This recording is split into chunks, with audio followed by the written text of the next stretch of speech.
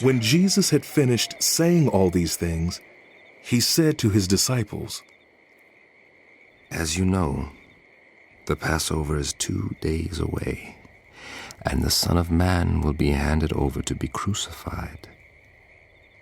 Then the chief priests and the elders of the people assembled in the palace of the high priest, whose name was Caiaphas, and they plotted to arrest Jesus in some sly way and kill him. Stopped. But not during the festival, they said, or there may be a riot among the people.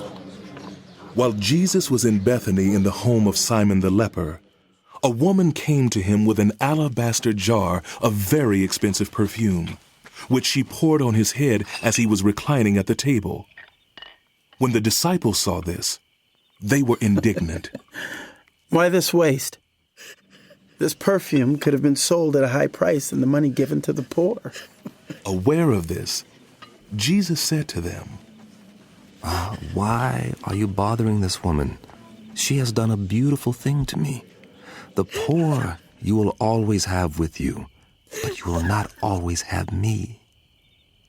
When she poured this perfume on my body, she did it to prepare me for burial. Truly I tell you, wherever this gospel is preached throughout the world, what she has done will also be told in memory of her. Then one of the 12, the one called Judas Iscariot, went to the chief priests and asked, "What are you willing to give me if I deliver him over to you?"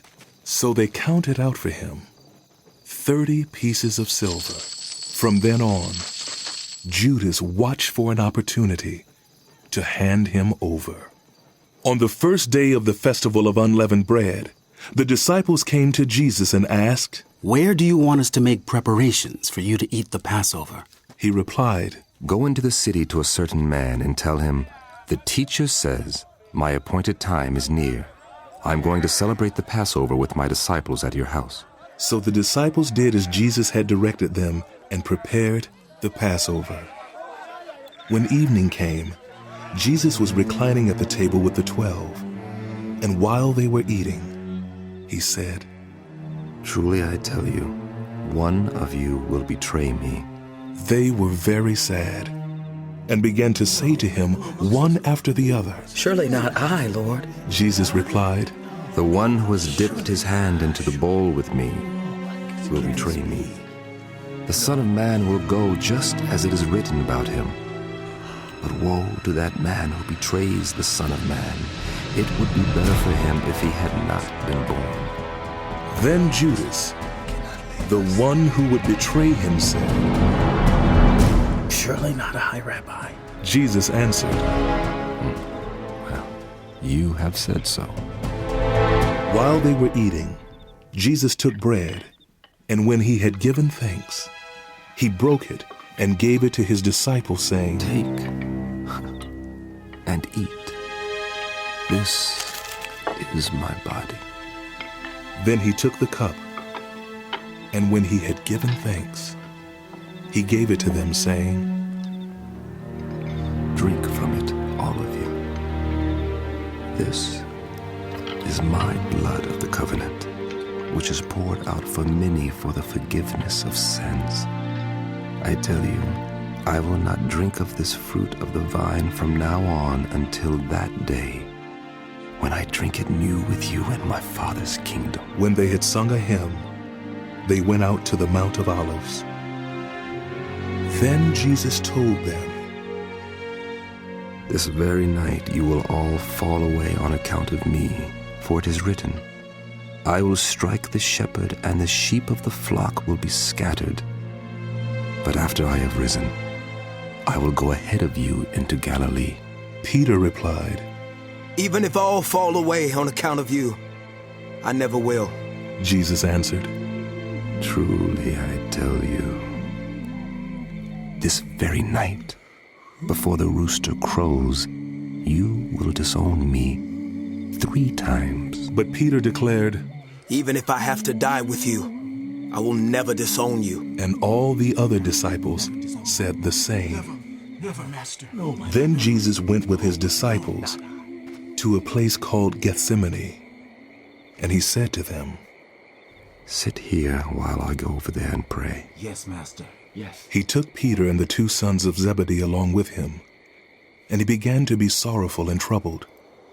Then he said to them, My soul is overwhelmed with sorrow to the point of death. Stay here and keep watch with me. Going a little farther, he fell with his face to the ground and prayed, My Father, if it is possible,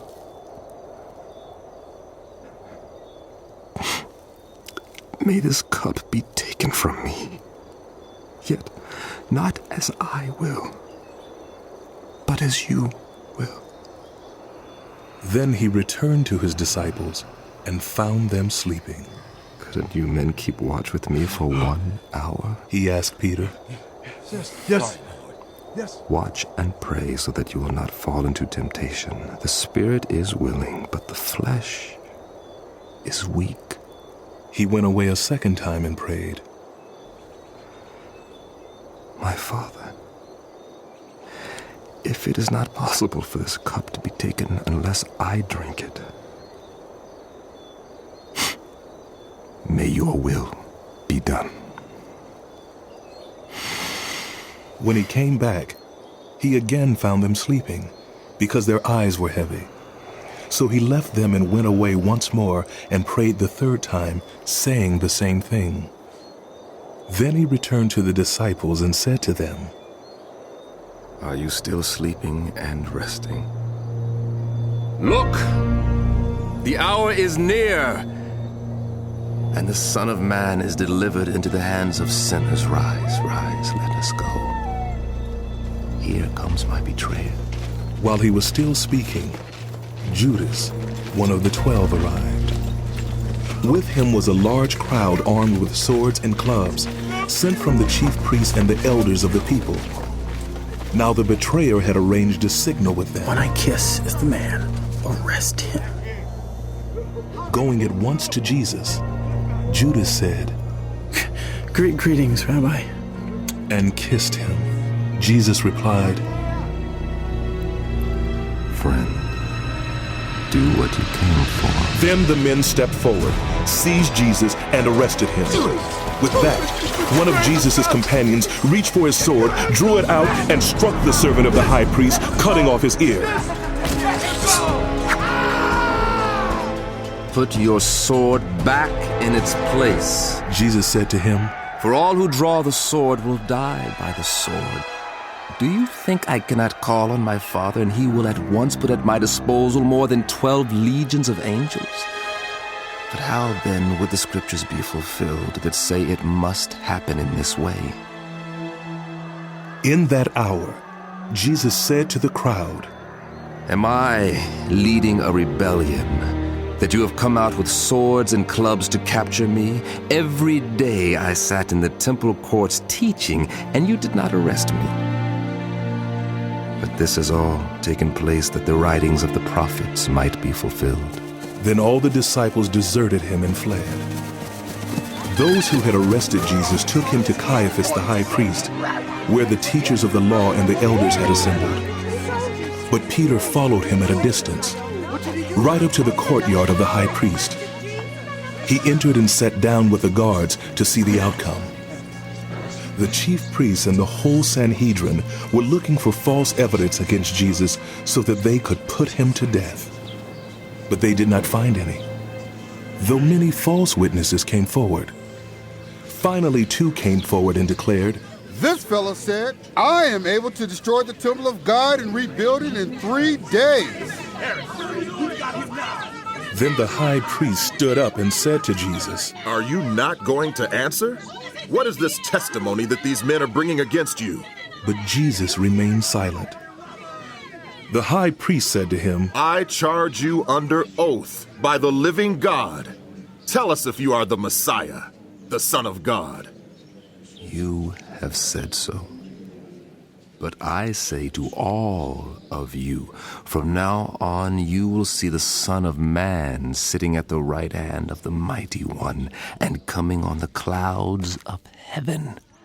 Then the high priest tore his clothes and said, He has spoken blasphemy. Why do we need any more witnesses? Look, now you've heard the blasphemy. What do you think? He is worthy of death. They answered. Then they spit in his face and struck him with their fists. Others slapped him and said, Prophesy to us, Messiah. Who hit you? Now Peter was sitting out in the courtyard, and a servant girl came to him. You also were with Jesus of Galilee, She said, but he denied it before them all. I don't know what you're talking about. He said. Then he went out to the gateway where another servant girl saw him and said to the people there, This fellow was with Jesus of Nazareth. He denied it again with an oath. I don't know the man. After a little while, those standing there went up to Peter and said, Surely you are one of them. Your accent gives you away. Then he began to call down curses, and he swore to them. I don't know the man.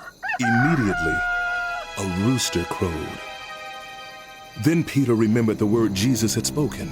Before the rooster crows, you will disown me 3 times.